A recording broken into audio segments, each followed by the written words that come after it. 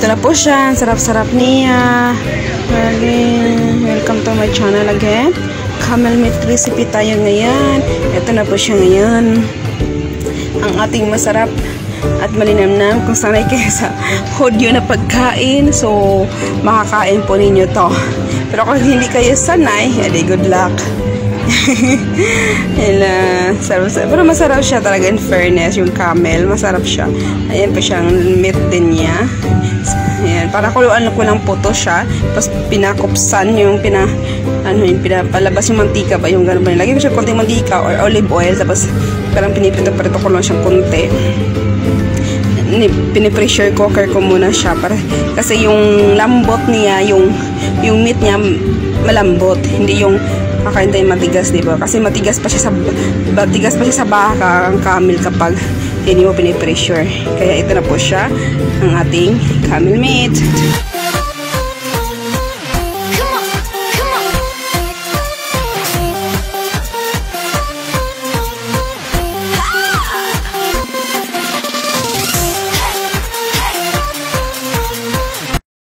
Welcome back to our channel. This is Badiday po. So, ngayon po, ang ating background, tanggalin lang po natin yung tissue. Kaya nga ko sandali. So, mag-uusap tayo. So, ngayon po, gagawa po ako ng camel, yung kare ng camel. Hindi ko alam ang tawag nila dyan sa pagkain na yan. So, nangitin mukha ko. So, don't forget to like, share, and subscribe my YouTube channel, guys. At, ayun po, mag-uusapan pa natin ang ating lulutuin. May karning camel doon. Gagawin ko yun. So, don't mind my face. It's hard time. Thank you, Lord. Thank you, Jesus. So, ngayon ho, yan po, lahat ng sabihin ko sa inyo. Ito po sabihin ko sa inyo, lahat po nung papanoorin natin video na ito, itong recipe na ito, mapupunta po sa kikitain ng video na ito, mapupunta po, don't skip, para awa nyo na po. So, don't skip the ating ads para,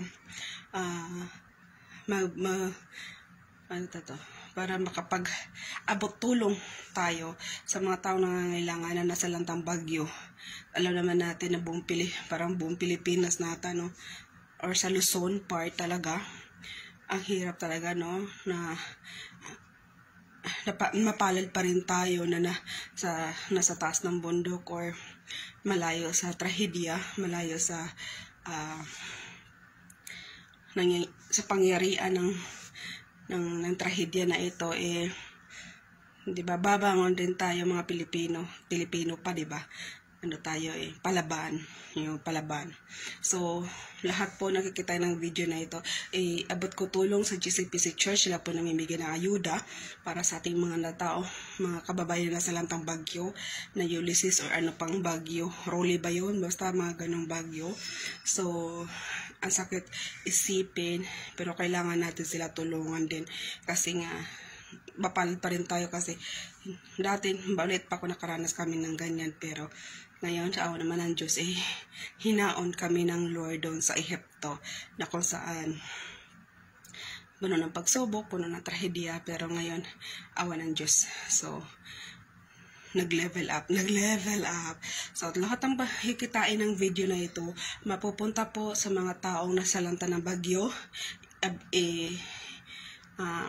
Ibili po natin ng huwag kayo mag-alala kasi i-update natin ang mga naitulungan natin dito.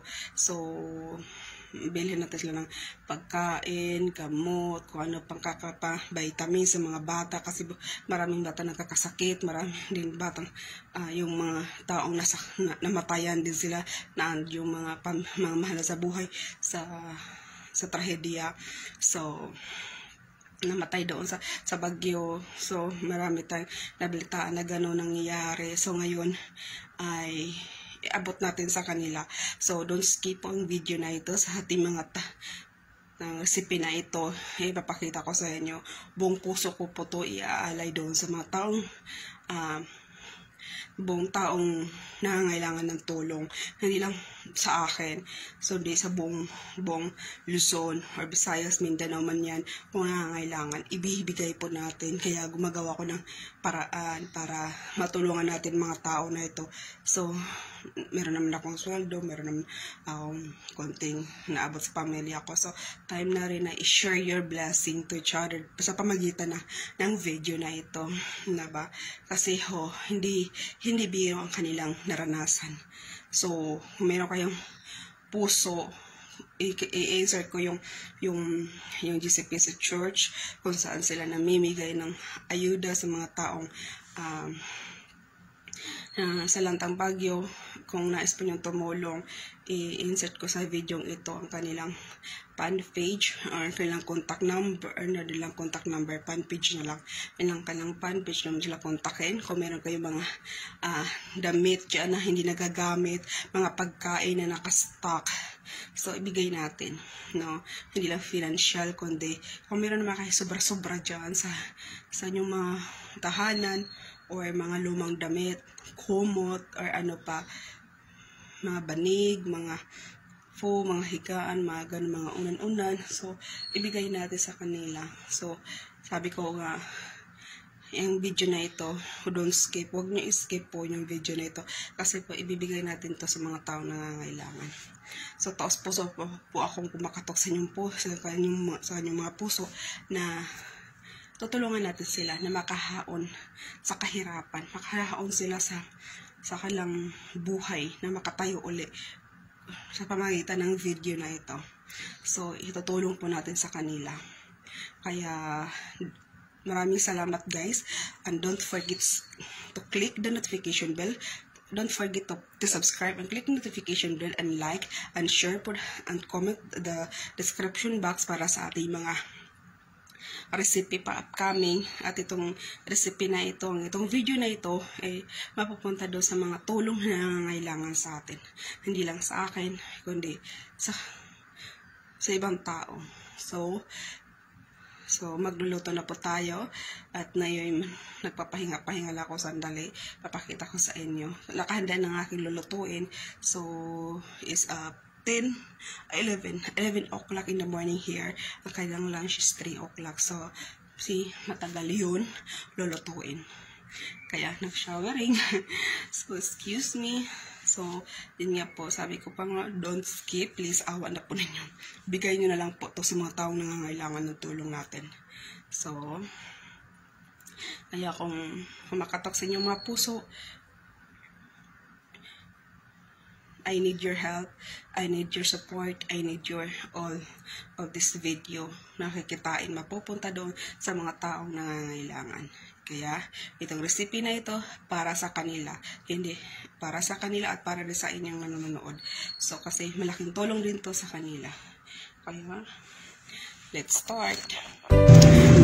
Ayan, ito pa tong karne, cubes, kinu-cubes po siya.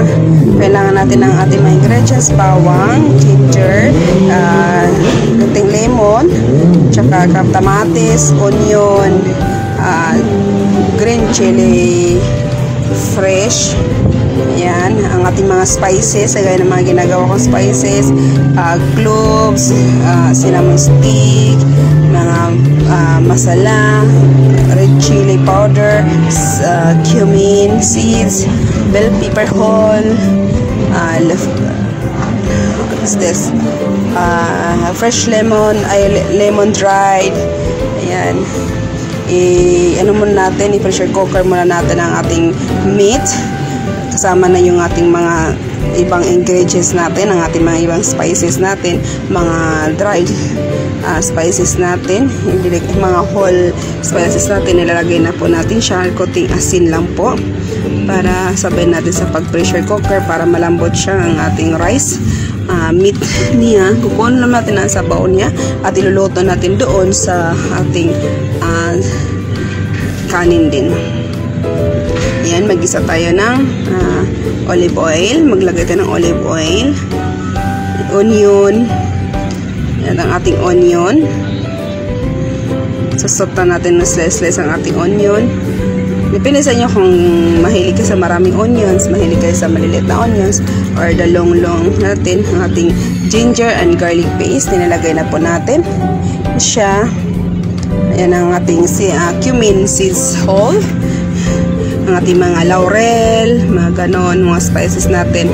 Nilagay natin ang ating kamatis. Please follow me in the Facebook account. Yung link po natin below. Nilalagay ko po yung ating link natin sa ating Facebook page para maging updated kayo sa ating mga Facebook page. Yan, higigisa na po natin siya. Yan, gisa-gisa lang po natin siya. Kasi na pressure cooker na po natin ang ating meat. Kailangan natin na kung napapansin niyo may background po tayo na music. Kasi nandito tayo sa dagat. Lagi na lang ako dagat habang yata ako dito. Hanggang hindi ko makaway, dagat pa rin ako. So, napapansin nyo, nilagay ko na po ang ating mga spices. Gusto ko kasi yung lasa niya. So, lagyan tayo yung broth niya, yung sabaw na natin, yung nilagaan natin. Para matanggal natin ang lasa. Ayan ating rice. Ayan ang ating rice siya. I-steam lang natin. Yung napapansin nyo, basmati rice ka, binababay ko rin siya sa tubig para konti lang ng luto natin. Kasi matagal din siya kapag ligo na palang matanda. Ayan mo siya. Ayan. Basta ako dito lang ako. Mag-i-edit tayo ng pagluluto tayo. Tapos mag-i-edit ako ng video. Ayan. Napapansin ninyo? Ganyan ang pagluluto, guys. Kung mahilig ka sa mga maji-maji or mga cubes, lagyan ninyo. Dagdag lasa sa inyo. Pero ako hindi ko nalagyan asin lang. Gusto ko lang, simple lang, ganun. Char. Takpan natin. Kung napapansin ninyo, may tila siya kasi sa takip po yan. Yun. May design. Alam mo naman yung sila. Mahilig sa mga ganun. Ayan. Please like and share, subscribe my YouTube channel, guys. Ito na ang ating finished product, ang ating rice, camel meat rice, ang ating pagkaing Arabo, pagkaing Indiano, bahala sila dyan. Ay, naku, basta masarap siya in fairness. Yan. Pag mahilig kayo, ang sarap-sarap niyan. Pag may salad kayo, gano'n ang partner niyan. O yogurt salad. At ganito rin ating meat. Ayan. Yung itong ating meat. Pinakuluan ko lang or pina-pressure cooker ko siya. Tapos pakukopsan lang natin sa may mantika para maging kunting prito lang siya. Kasi dito bawal lang karning baboy kasi syempre nasa Muslim country tayo. Ganon. Ayan.